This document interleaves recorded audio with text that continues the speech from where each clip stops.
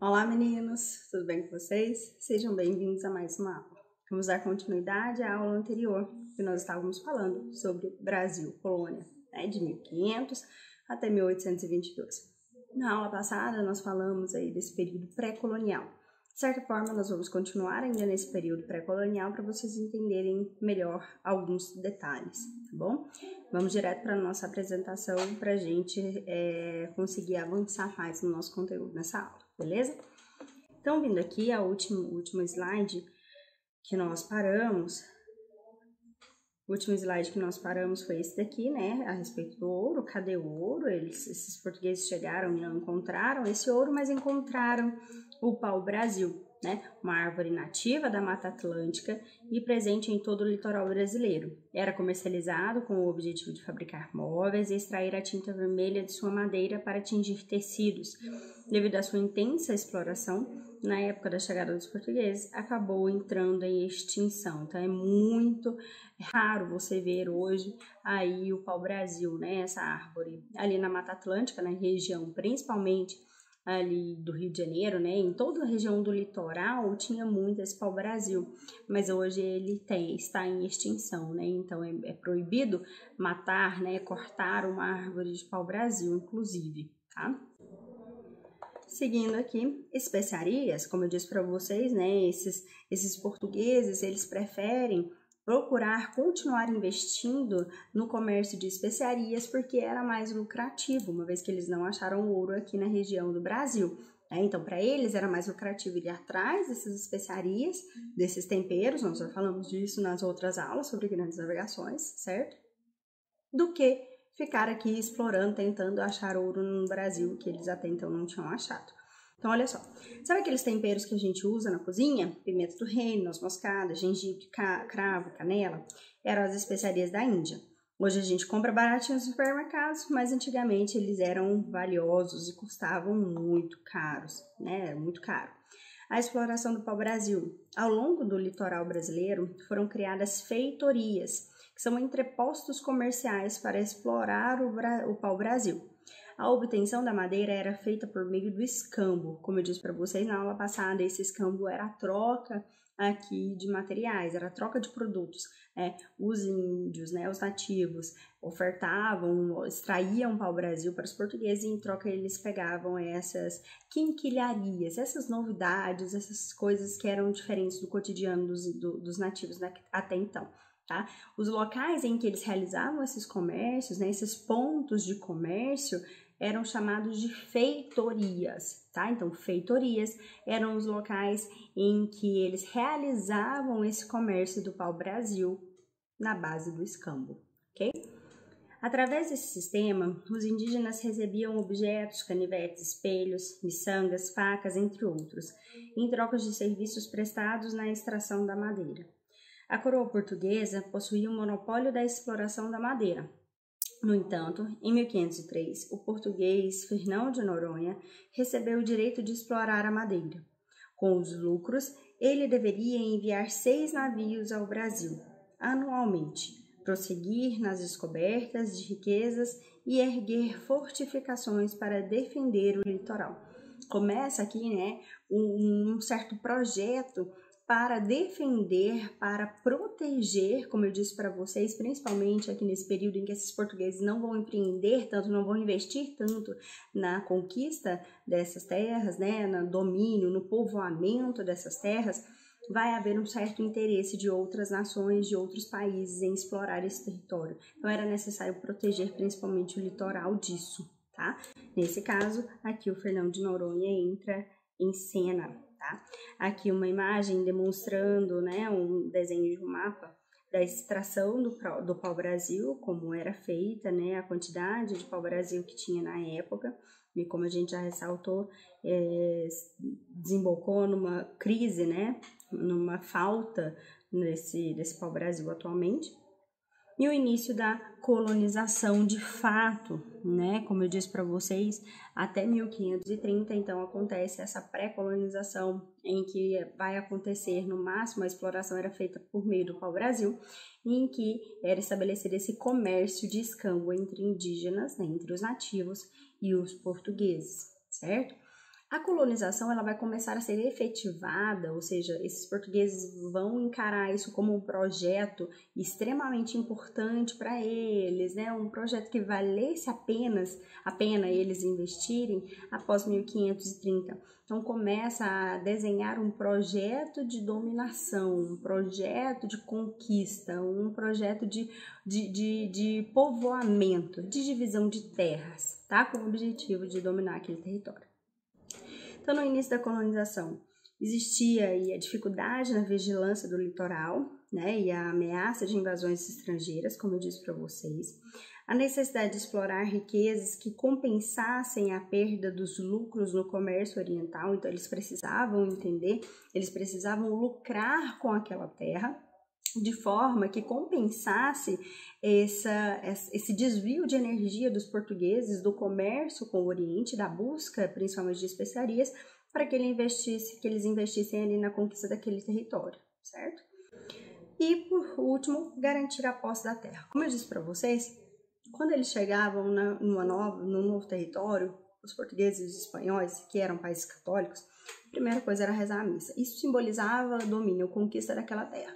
Mas se eles não povoassem, se eles não estivessem ali presentes, administrando aquela terra, como nós estamos falando de um período em que a busca por novas terras, a busca por metais preciosos era tão grande que se eles não ficassem ali, se eles de fato não administrassem, povoassem aquele território, eles davam brecha para que entrasse, para que houvesse ali invasões estrangeiras.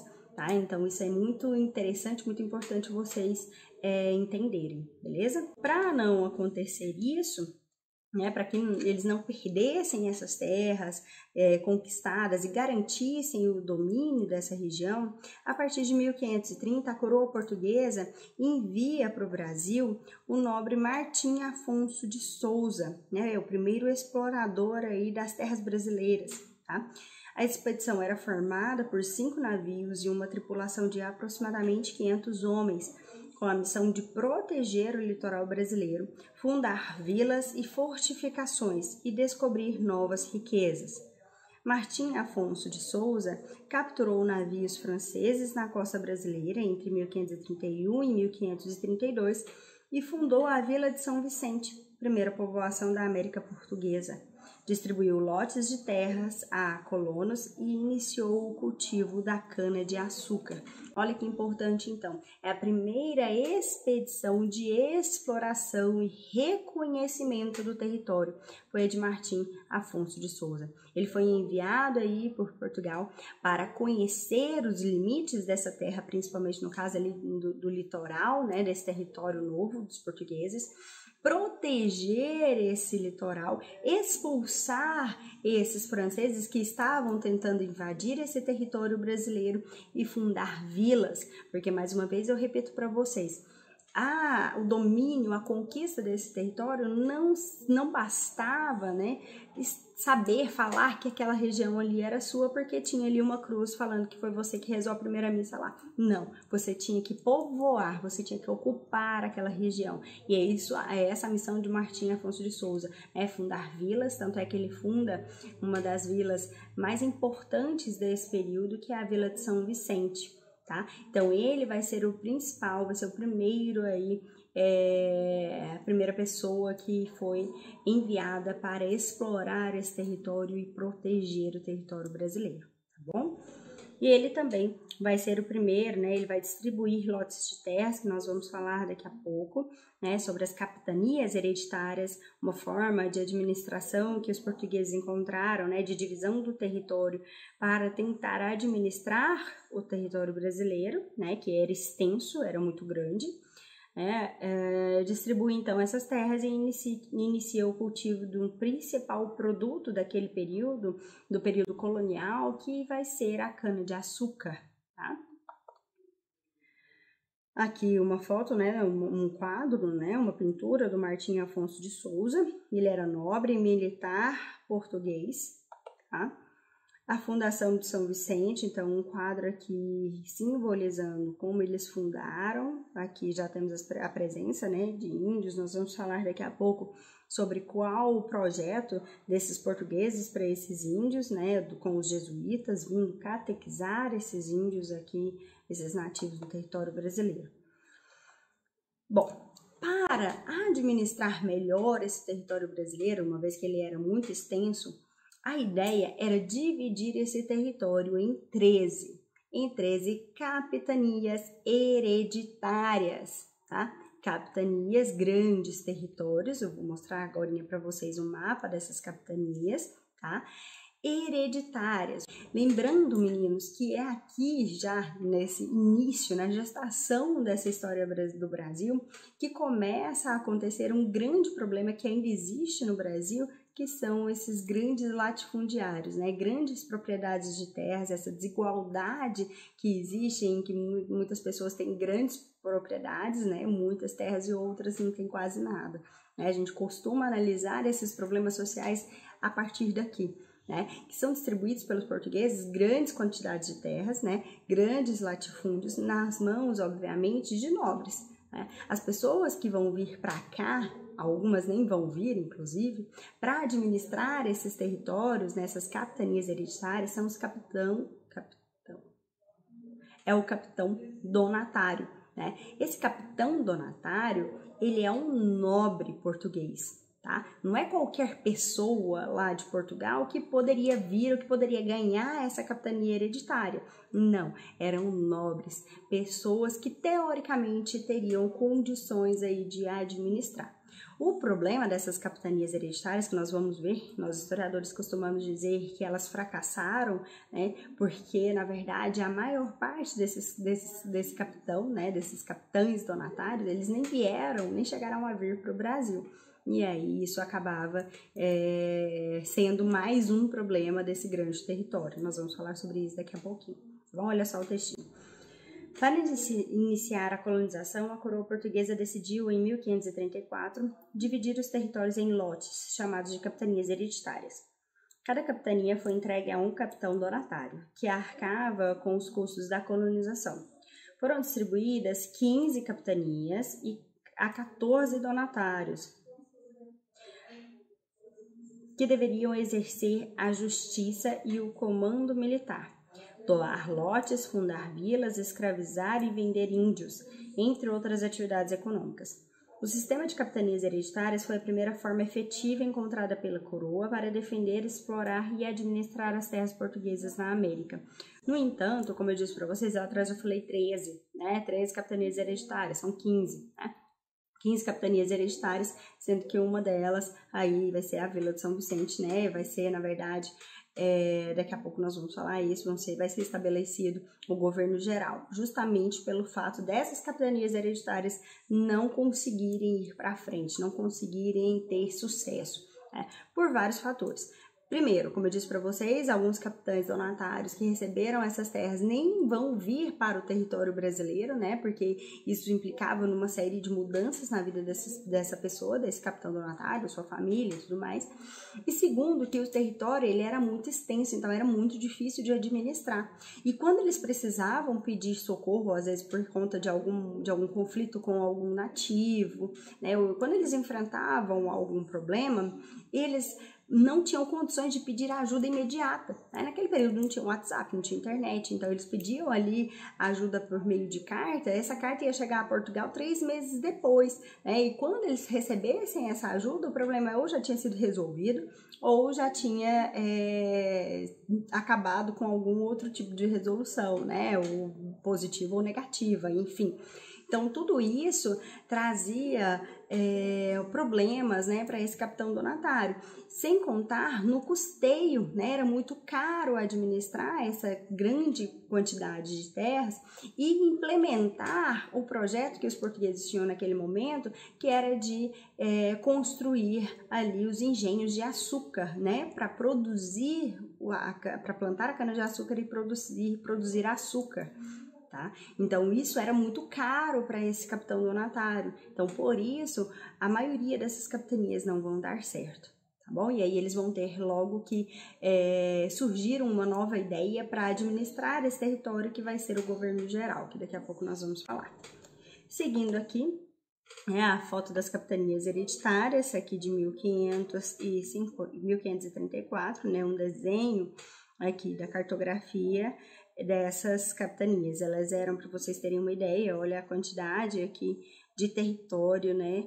Obviamente, tendo a dimensão do que seria de fato esse território, né, gente? Tem que ter essa noção aqui, tentar imaginar, projetar esse tamanho desse mapa para a realidade, tá bom? Seguindo, o fracasso das capitanias, como eu disse para vocês, alguns donatários nem chegaram a tomar posse das terras. Outros acabaram abandonando as possessões. Além dos capitães donatários não possuírem recursos suficientes para administrar os lotes, outras capitanias enfrentaram a resistência dos indígenas. Apenas as capitanias de Pernambuco e São Vicente tiveram sucesso devido ao cultivo da cana-de-açúcar. Como eu disse para vocês, são essas duas poucas capitanias, né, que vão dar certo de fato, tá bom? A capitania de Pernambuco e a capitania de São Vicente. A ideia, então, meninos, era justamente de implementar aqui a plantação de cana-de-açúcar, né? Implementar um engenho de cana-de-açúcar. Esse era o produto que esses portugueses estavam investindo na exploração desse território para obter lucro dentro dessa lógica mercantilista. Inicialmente, lembra que lá até 1530 eles realizavam esse comércio com os indígenas por meio do escambo, mas principalmente com a chegada da implementação dessas plantações de cana-de-açúcar, foi necessário escravizar esses indígenas, né, esses nativos, obviamente na visão aqui desses portugueses. O problema é que existia um outro projeto, né, um projeto da igreja que estava por trás disso tudo, principalmente encabeçado pelos jesuítas, de aí converter esses nativos ao catolicismo, conseguir aumentar a quantidade de fiéis. Nós já falamos um pouco sobre isso também, se eu não me engano, lá na aula de Grandes Navegações. Esses jesuítas, a Companhia de Jesus, vai junto com os navios portugueses justamente para conseguir ganhar mais fiéis. E eles viram nesses indígenas, nesses nativos, uma chance de conseguir aumentar a quantidade desses fiéis católicos, tá bom? E aí, a partir do momento em que eles se convertessem ao catolicismo, eles já não serviriam mais para a escravidão, tá? Óbvio que tem outros fatores que vão influenciar no fato de não conseguir escravizar esses índios. São várias teorias em relação a isso. Umas completamente absurdas que trazem esse aspecto extremamente, essa noção pejorativa, preconceituosa em relação ao índio, né, de dizer que é porque ele era preguiçoso e que por isso mesmo ele não queria trabalhar, então ele não servia nem para trabalhar, ele não servia para ser escravo porque ele não queria trabalhar. Óbvio que isso é uma visão, uma perspectiva extremamente preconceituosa, né? É preciso levar em consideração a forma, a cultura desse nativo, né, desse indígena, para poder comparar uma pessoa, para poder comparar essa lógica mercantilista que existia em Portugal. Tá? E existe essa outra justificativa que é por causa dos jesuítas que estavam aí catequizando os indígenas. O fato é que a escravidão dos índios apenas não iria suprir a quantidade de mão de obra que seria necessário para ser implementado esses engenhos de cana-de-açúcar. Por isso mesmo, foi preciso buscar a escravidão aí dos africanos. Vamos ver aqui, olha só. Nos primeiros 30 anos da colonização, foi utilizado o trabalho indígena na exploração do pau-brasil. Após a implementação do trabalho indígena e exploração do pau-brasil. Após a implantação da cultura da cana-de-açúcar, passou-se a utilizar o trabalho escravo negro. Os negros eram trazidos da África em navios negreiros, explorados e submetidos a todas as formas de humilhação. O trabalho escravo constituiu a base para a consolidação da economia da colônia, né? E aí nós vamos continuar com essa escravidão até 1888, quando foi abolida a escravidão. Portanto, mais de 300 anos de escravidão dos negros, né? Escravidão dos africanos aqui no Brasil, ele sendo a base da nossa força de trabalho nesses períodos, ok? Espero que vocês tenham entendido. Na próxima aula nós vamos dar continuidade ao Brasil colonial. Qualquer dúvida, mande mensagem lá no WhatsApp. É muito importante que vocês não fiquem com essa dúvida, tá bom? Grande beijo e até a próxima. Tchau, tchau.